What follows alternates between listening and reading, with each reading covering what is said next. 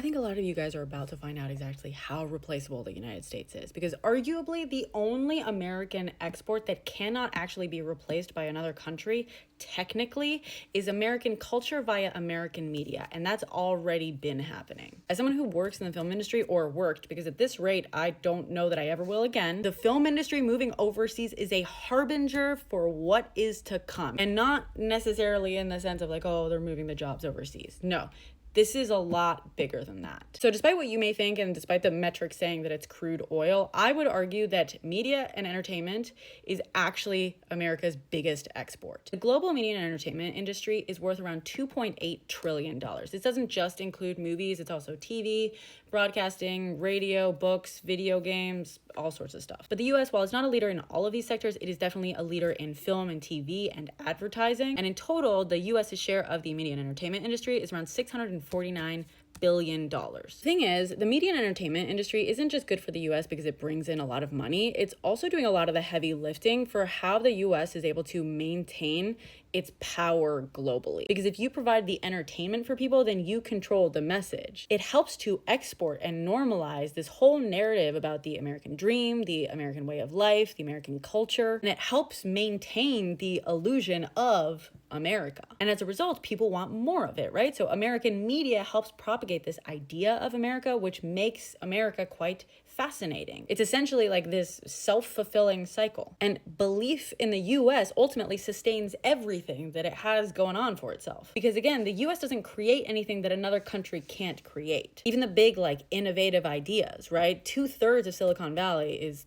foreign. As you may know, the film industry has had a rough few years. But now in the film industry, a lot of jobs are going overseas. US production was down 40% in the second quarter of 2024 compared to its 2022 peak. But it was only down 20% in the rest of the world. Netflix and Amazon account for 53% of original streaming content production. And around 70% of those shows and movies are non-US productions. They've also been reducing English content acquisitions while increasing non-English content acquisitions. In part, yes, it's because labor and costs are higher in the US than elsewhere, and soon about to be much higher. But the bigger issue is that they're realizing that media doesn't have to be American anymore. It's only going to get worse now that no one likes America, and we've shattered the whole American dream illusion. Turns out, just about everyone else in the world is pretty good at ingesting media that was not created in their country or culture, because they've always done it, while Americans are pretty bad at it. And this is in large part a result of the US exporting so much media. I grew up in Spain, and most of the media we consumed was American media. As a result, I and many other people in Spain are very, very comfortable watching things that are dubbed and subtitled. Most countries, you dub or subtitle something. In the US,